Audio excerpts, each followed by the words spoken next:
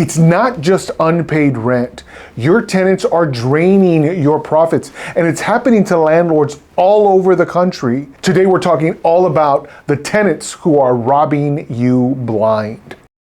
So it's important to be able to recognize when these losses are occurring. You also need to know the kinds of tools that are available to you to deal with these kind of losses before it's too late. But once you've determined that you've got a tenant that's robbing you blind, you got to act quickly, and I'm going to show you exactly how to do that. So a while back, I had a landlord who came into the office and said, Ernie, I was driving up to an old house that I'd had. I lived in that place for about 10 years until I moved out and decided I would use it as my rental property. It had been a couple years. I had a tenant in place who was excellent as far as I thought. Never paid rent late, never had any excuses, never complained about anything going on in the property. This was such easy money. Every month, I got the rent and I never had a hassle. So I'm driving up and I pull into the driveway, and the first thing that I notice is that the grass and the shrubs weren't exactly the way I left them. I was particular, she said. I was very particular about the way I kept my front yard. I was proud of it, but obviously the tenant wasn't as meticulous as I had been. No worries, she was great. And, again, always paid the rent on time. And as I walked up to the front door, I couldn't help but notice out of the corner of my eye, the flowers, or really the flowers that were no longer there. Around the corner, I noticed that there were no flowers anymore. There'd been flowers there for a decade. I had tended to them. I had left them there. I'd even mentioned them as we were signing the lease. You're gonna love this place. The flowers are just gorgeous. You will love it. Well, she said, I walked around to check, and sure enough, they were all gone. But what really concerned me was as I approached the gate to the backyard, not only were the flowers gone, but the grass began to disappear, to the point that at the gate itself, it was just dirt, and my yard had never looked like that. She said, I opened the gate and I was horrified. The entire backyard looked like a war zone. There were ruts and divots all over the place. Clearly there had been some digging where no digging had been before. And that lush green yard, gone. Her immediate estimate was, this is going to cost me hundreds, if not thousands of dollars to fix. But she stopped again and thought, well, she was a great tenant. Now, being in the backyard, shocked and a little bit upset, she approached the back door. Now, she had a key to get in. Her tenant had called her and said, hey, I left everything in the kitchen drawer. That was the garage door opener, the mailbox key, and the front door key in the drawer, and took off. Her lease was up, her rent was paid all the way through the end. There was no real need to interact. She gave her a call, and sure enough, the landlord showed up. But when she walked in, the first thing she noticed was that wall, that odor, that putrid smell of animal feces and urine throughout the house. It was undeniable. This tenant had violated the lease and had illegal pets. But it got worse. In at least 2 bedrooms, she found that the carpet had been completely destroyed, obviously by pets, because that's where the odor was the strongest. And the walls had been scratched all over the place. So not only was the carpet destroyed and the walls damaged and the smell was just awful, she later found out from a neighbor that the tenant had been successfully running a puppy business.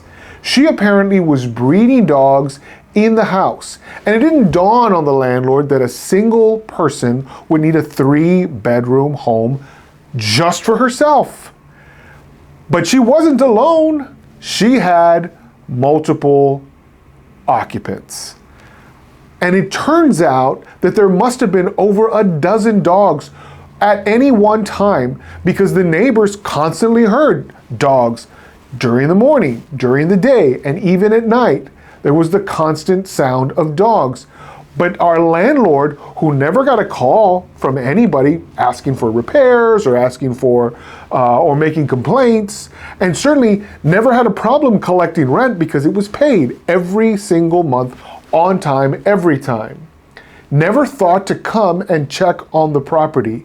But when she ultimately did, she discovered well over $15,000 worth of damage. And her estimation of this really great tenant instantly went down.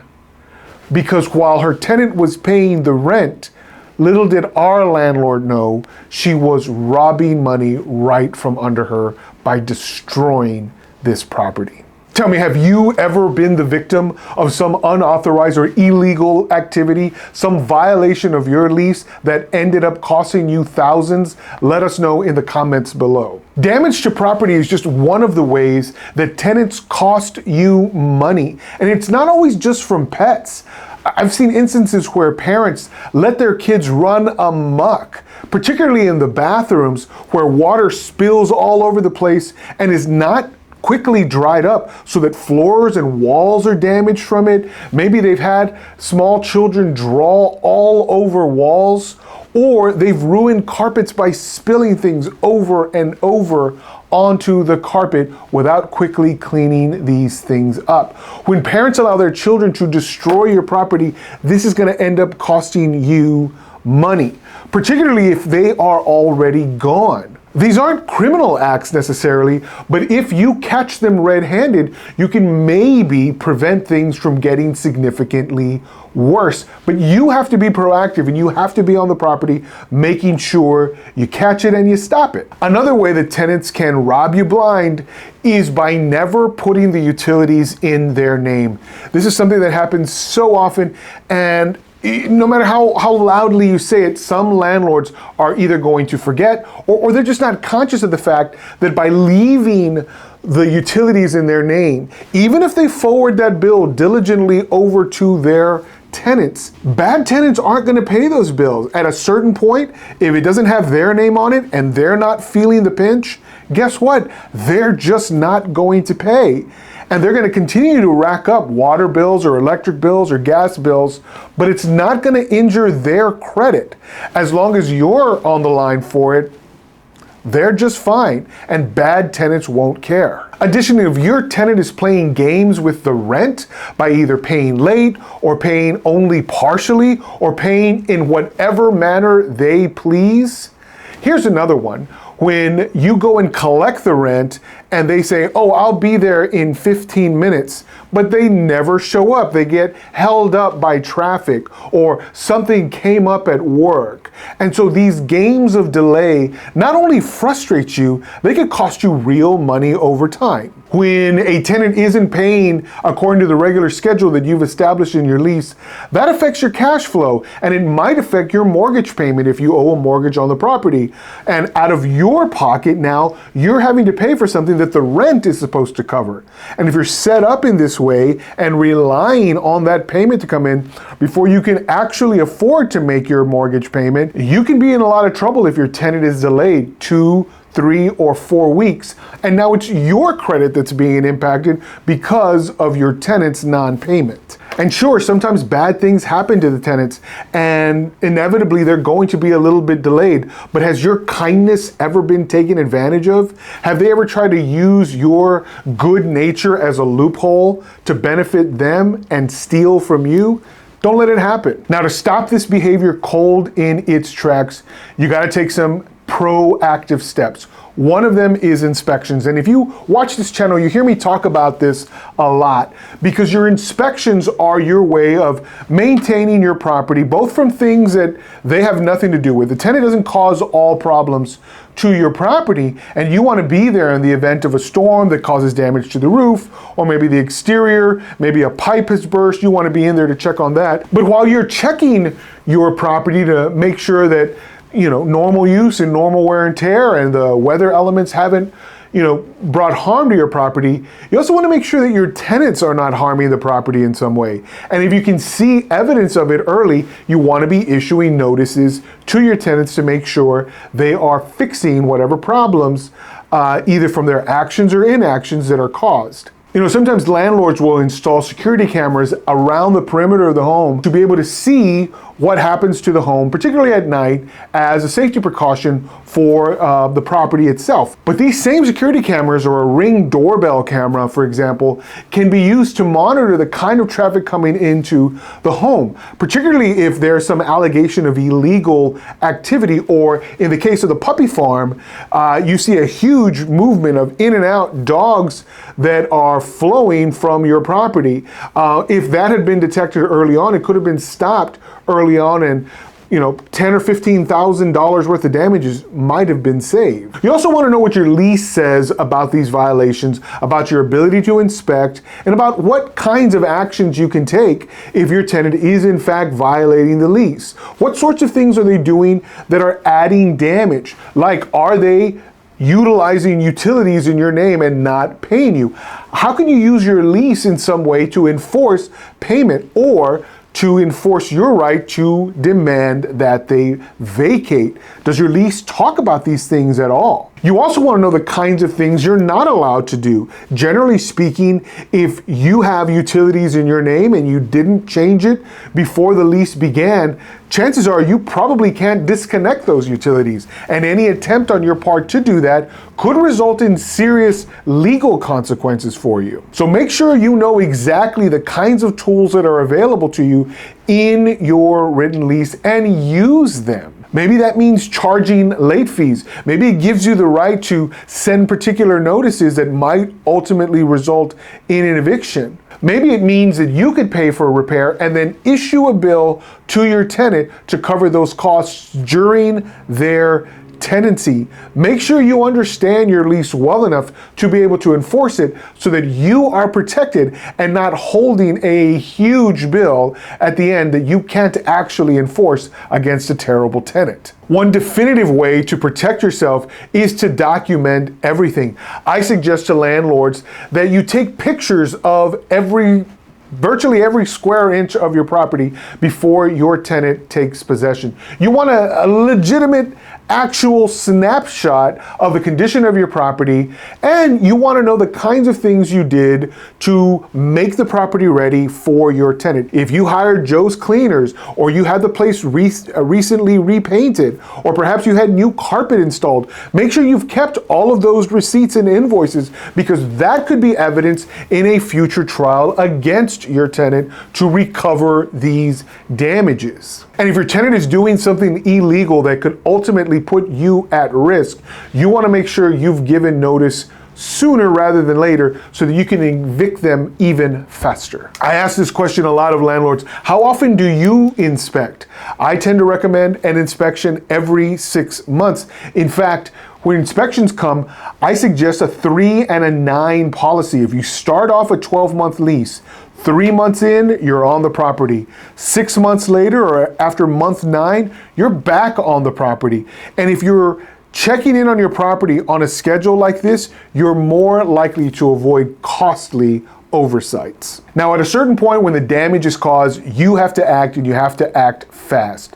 Along with giving written notice, you want to get an estimate of what kind of damage you've experienced. Maybe it's purely financial because they've broken a window and now you want them to repair it. Go and get an estimate of what that's going to cost, and let your tenant know that along with having this repaired, you're going to issue them a bill to cover all of the costs involved in that repair. Maybe it has to do with unpaid utilities, and you're getting notices from the city or your utility company saying this bill has come past due because they're not paying it.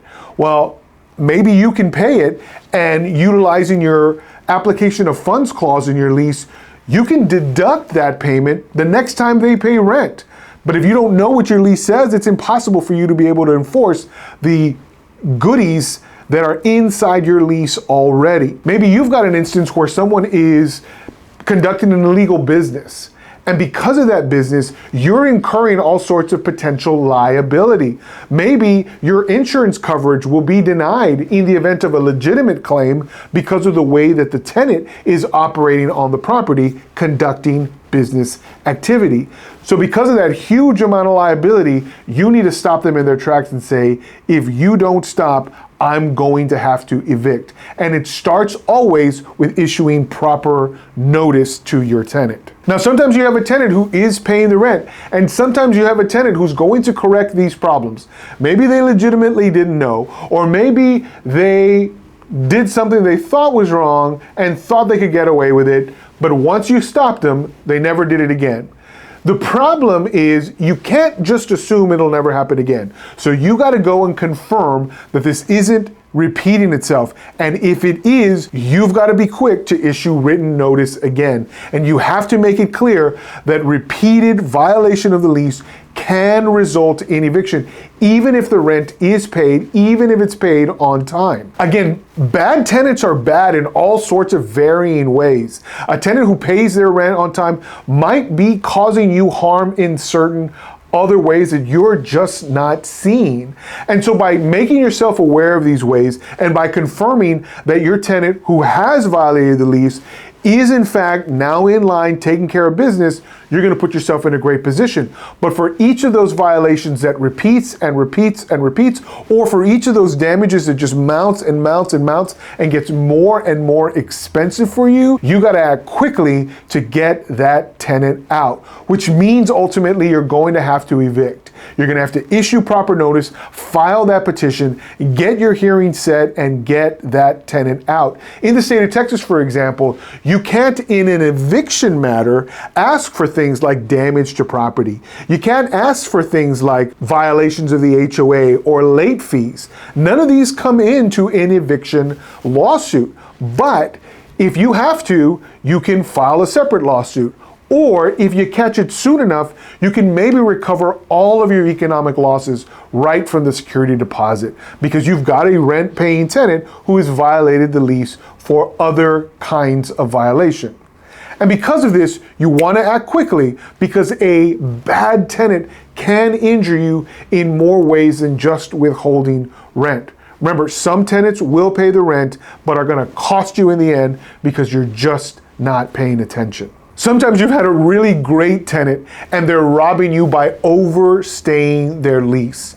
Maybe you already had another great tenant lined up and your first tenant just says, you know what, I haven't found a place yet, so I'm going to stay put and I'm not paying rent anymore because I need the money to cover my moving costs and my first month's rent in the new place. This happens way too many times, and there's no reason why any landlord should tolerate it. If you lost out on a new tenant because of an old tenant who simply won't budge, don't just take it.